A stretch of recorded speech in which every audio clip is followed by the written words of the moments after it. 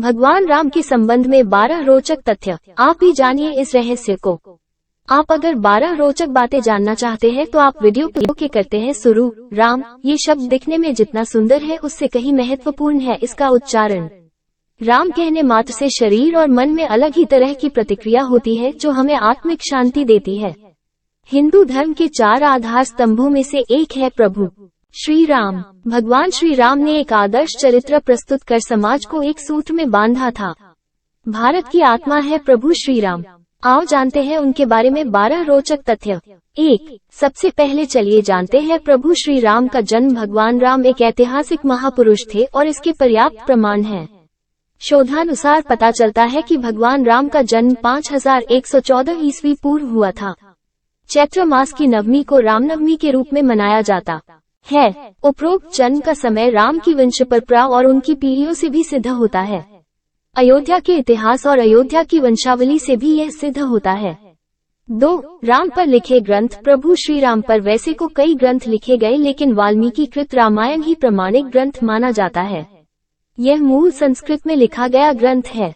तमिल भाषा में कंबन रामायण, असम में असमी रामायण, उड़िया में विलका रामायण, कन्नड़ में पम रामायण, कश्मीर में कश्मीरी रामायण, बंगाली में रामायण पांचाली, मराठी में भावार्थ रामायण आदि भारतीय भाषाओं में प्राचीन काल में ही रामायण लिखी गई। मुगल काल में गोस्वामी तुलसीदास जी ने अवधी भाषा में रामचरितमानस लिखी जो कि हिंदी भाषा और उससे जुड़े राज्यों में प्रचलित है। विदेशी में कंप्यूचिया की रामकीर्ति या रियामकेर रामायण, लाओस फ्रलक फ्रैलाम रामजातक, मलेशिया की हिकायत सेरी राम, थाईलैंड की राम कीन और नेपाल में भानुभक्त कृत रामायण आदि प्रचलित है। इसके अलावा भी अन्य कई देशों में वहाँ की भाषा में रामायण लिखी गई है। 3. गौतम बुद्ध के पूर्वज राम वैवस्वत मनु के 10 पुत्र थे। उनमें से एक इक्ष्वाकु के कुल में रघु हुए। रघु के कुल में राम हुए। राम के पुत्र कुश हुए। कुश की 50वीं पीढ़ी में शल्य हुए जो महाभारत के काल में कौरवों की ओर से लड़े थे। शल्य की 25वीं पीढ़ी में सिद्धार्थ हुए जो शाक्य पुत्र शुद्धोधन के बेटे थे। इन्हीं का नाम आगे चलकर गौतम बुद्ध हुआ। यह नेपाल के लुम्बिनी में रहते थे। सिद्धार्थ के बाद राहुल, प्रसेनजित, शूद्रक, कुलक, सुरत, सुमित्र हुए। जयपुर राजधरा की महारानी पद्मिनी और उनके परिवार के लोग की राम के पुत्र कुश के वंशज है। महारानी पद्मिनी ने एक अंग्रेजी चैनल को दिए में कहा था कि उनके पति भवानी सिंह कुश के 309वें वंशज थे। 4.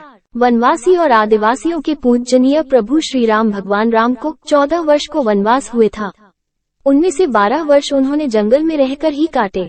12वें वर्ष की समाप्ति के दौरान सीता का हरण हो गया तो बाद के 2 वर्ष उन्होंने सीता को ढूंढने, वानर सेना का गठन करने और रावण से युद्ध करने में गुजारे।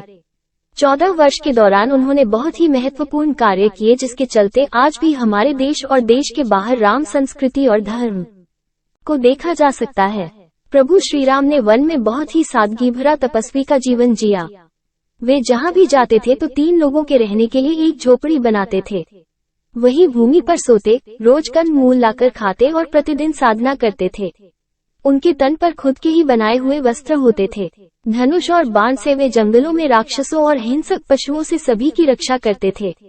इस दौरान उन्होंने देश के सभी संतों के आश्रमों को बर्बर लोगों के आतंक से बचाया। अत्रि को राक्षसों से मुक्ति दिलाने के बाद प्रभु श्री राम दंडकारण्य क्षेत्र में चले गए जहां आदिवासियों की बहुलता थी। यहाँ के आदिवासियों को बानासुर के अत्याचार से मुक्त कराने के बाद प्रभु श्री राम 10 वर्षों तक आदिवासियों के बीच ही रहे। उन्होंने वनवासी और आदिवासियों के अलावा निषाद, वानर, मतंग और रीछ समाज के लोगों को भी धर्म, कर्म और वेदों की शिक्षा दी। वन में रहकर उन्होंने वनवासी और आदिवासियों को धनुष एवं बाण बनाना सिखाया, तन पर कपड़े पहनना सिखाया, गुफाओं का उपयोग रहने के लिए कैसे करें ये बताया और धर्म के मार्ग पर चलकर अपने रीति रिवाज कैसे संपन्न करें ये भी बताया। उन्होंने आदिवासियों के बीच परिवार की धारणा का भी विकास किया और एक दूसरे का सम्मान करना भी सिखाया। उन्हीं के कारण हमारे देश में आदिवासियों के कबीले नहीं, समुदाय होते हैं। उन्हीं के कारण ही देश भर के आदिवासियों के रीति रिवाजों में समानता पाई जाती है। भगवान श्री राम ने ही सर्वप्रथम भारत की सभी जातियों और संप्रदायों को एक सूत्र में बांधने का कार्य अपने 14 वर्ष के वनवास के दौरान किया था। एक भारत का निर्माण कर उन्होंने सभी भारतीयों के साथ मिलकर अखंड भारत की स्थापना की थी। भारतीय राज्य तमिलनाडु, महाराष्ट्र, आंध्र प्रदेश, मध्य प्रदेश, केरल, कर्नाटक सहित Nepal, Laos, Kampuchea, Malaysia, Cambodia, Indonesia, Bangladesh, Bhutan, Sri Lanka, Bali, Java, Sumatra और थाईलैंड आदि देशों की लोक संस्कृति व ग्रंथों में आज भी राम इसीलिए जिंदा है। 5. शिवलिंग और सेतु बनवाया। 14 वर्ष के वनवास में से अंतिम 2 वर्ष प्रभु श्रीराम दंडकारण्य के वन से निकलकर सीता माता की खोज में देश के अन्य जंगलों में भ्रमण करने लगे और वहां उनका सामना देश की अन्य कई जातियों और वनवासियों से हुआ। उन्होंने कई जातियों को इकट्ठा करके एक सेना का गठन किया और वे लिंक की ओर चल पड़े। श्रीराम की सेना ने रामेश्वरम की ओर कूच किया। महाकाव्य रामायण के अनुसार भगवान श्रीराम ने लंका पर चढ़ाई करने के पहले यहाँ भगवान शिव की पूजा की थी। रामेश्वरम का शिवलिंग श्रीराम द्वारा स्थापित शिवलिंग है। इसके बाद प्रभु श्रीराम ने नल और नील के माध्यम से विश्व का पहला सेतु बनवाया था और वह भी समुद्र के ऊपर। आज उसे राम सेतु कहते हैं, जबकि राम ने इस सेतु का नाम नल सेतु रखा था। 6. रामायण के सबूत। जाने माने इतिहासकार और पुरातत्वशास्त्री अनुसंधानकर्ता डॉक्टर राम अवतार ने श्रीराम और सीता के जीवन की घटनाओं से जुड़े ऐसे 200 से भी अधिक स्थानों का पता लगाया है, जहां आज भी तत्संबंधी स्मारक स्थल विद्यमान है, जहां श्रीराम और सीता रुके या रहे थे।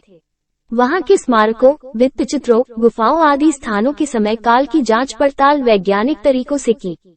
इन स्थानों में से प्रमुख के नाम है सरयू और तमसा नदी के पास के स्थान, प्रयागराज के पास श्रृंगवीरपुर तीर्थ, सिंगरौर में गंगा पार कुरई गांव, प्रयागराज, चित्रकूट, मप्र, सतना, मप्र, दंडकारण्य के कई स्थान, पंचवटी, नासिक, सर्वतीर्थ, पर्णशाला, तुंगभद्रा, शबरी का आश्रम, ऋषमुख पर्वत, कोडिकरई, रामेश्वरम, धनुषकोडी, रामसेतु और नुवारा एलिया पर्वत श्रृंखला।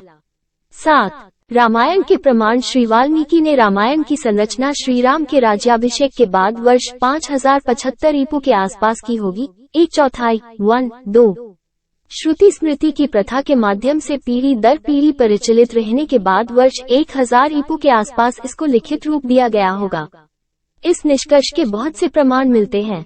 रामायण की कहानी के संदर्भ निम्नलिखित रूप में उपलब्ध हैं। कौटिल्य का अर्थशास्त्र, 4वीं शताब्दी ईपू। बौद्ध साहित्य में दशरथ जातक, 3वीं शताब्दी ईपू। कौशाम्बी में खुदाई में मिली टेराकोटा पक्की मिट्टी की मूर्तियां, 2वीं शताब्दी ईपू।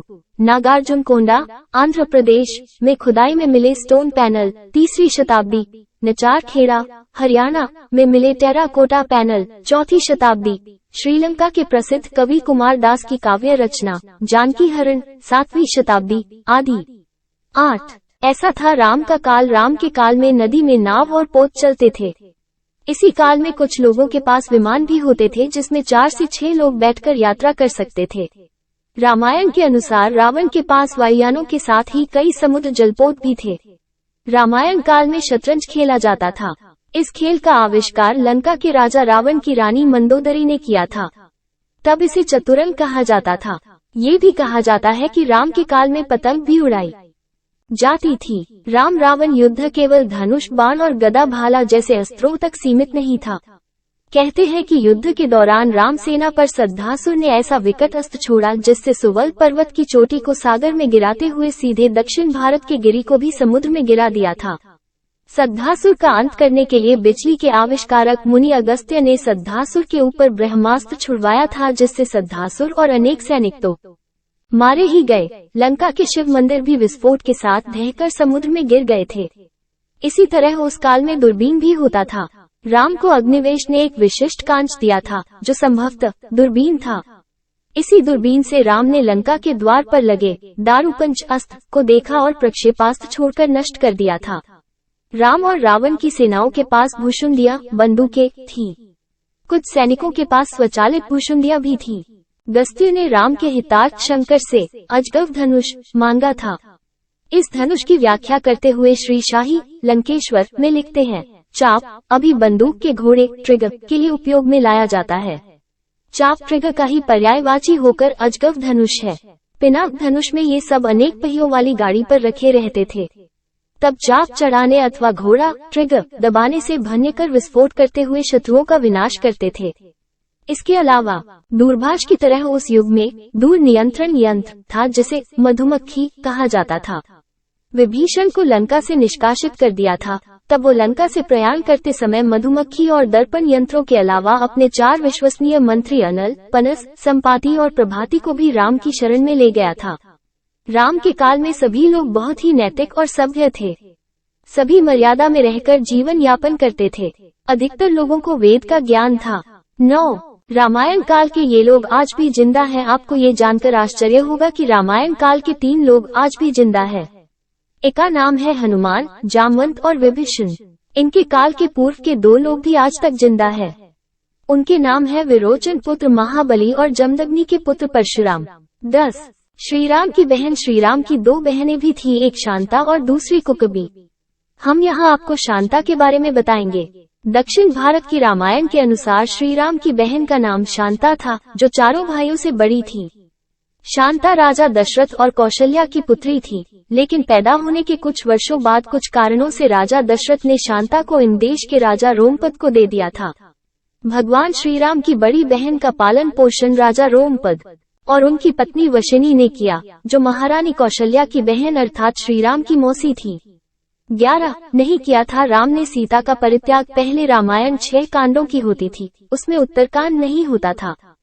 फिर बौद्ध काल में उसमें राम और सीता के बारे में सच झूठ लिखकर उत्तरकांड जोड़ दिया गया। उस काल से ही इस कांड पर विद्वानों ने घोर विरोध जताया था, लेकिन इस उत्तरकांड के चलते ही साहित्यकारों, कवियों और उपन्यासकारों को लिखने के लिए एक नया मसाला मिल गया और इस तरह राम धीरे धीरे बदनाम होते गए। विपिन किशोर सिन्हा ने एक छोटी शोध पुस्तिका लिखी है, जिसका नाम है राम ने सीता परित्याग कभी किया ही नहीं। ये किताब संस्कृति शोध एवं प्रकाशन वाराणसी ने प्रकाशित की है। इस किताब में वे सारे तथ्य मौजूद हैं, जो ये बताते हैं कि राम ने कभी सीता का परित्याग नहीं किया। राम कथा पर सबसे प्रामाणिक शोध करने वाले फादर कामिल बुल्की का स्पष्ट मत है कि वाल्मीकि रामायण का उत्तरकांड मूल रामायण के बहुत बाद की पुनर्तः प्रक्षिप्त रचना है। रामकथा उत्पत्ति विकास हिंदी परिषद, हिंदी विभाग, प्रयाग विश्वविद्यालय, प्रथम संस्करण 1950। 12. राम की जल समाधि। श्रीराम द्वारा जल समाधि लेने की घटना को हिंदू दलितों का धर्मांतरण करने वाले आलोचकों ने आत्महत्या करना बताया। मध्यकाल में ऐसे बहुत से साधु हुए हैं जिन्होंने जिंदा रहते हुए सभी के सामने धीरे धीरे देह छोड़ दी और फिर उनकी समाधि बनाई गई। राजस्थान के महान संत बाबा रामदेव रामापीर ने जिंदा समाधि ले ली थी, तो क्या हम ये कहें कि उन्होंने आत्महत्या कर ली? दरअसल अयोध्या आगमन के बाद राम ने कई वर्षों तक अयोध्या का राजपाट संभाला और इसके बाद गुरु वशिष्ठ व ब्रह्मा ने उनको संसार से मुक्त हो जाने का आदेश दिया। एक घटना के बाद उन्होंने जल समाधि ले ली थी। सरयू नदी में श्रीराम ने जल समाधि ले ली थी। अश्विन पूर्णिमा के दिन मर्यादा पुरुषोत्तम राम ने अयोध्या से सटे फैजाबाद शहर के सरयू किनारे जल समाधि लेकर महाप्रयाण किया। श्रीराम ने सभी की उपस्थिति में ब्रह्म मुहूर्त में सरयू नदी की ओर प्रयाण किया। उनके पीछे थे उनके परिवार के सदस्य भरत, शत्रुघ्न, उर्मिला, मांडवी और श्रुतकीर्ति। ओम का उच्चारण करते हुए वे सरयू के जल में एक एक पग आगे बढ़ते गए और जल उनके हृदय और अधरों को छूता हुआ सिर के ऊपर चढ़ गया।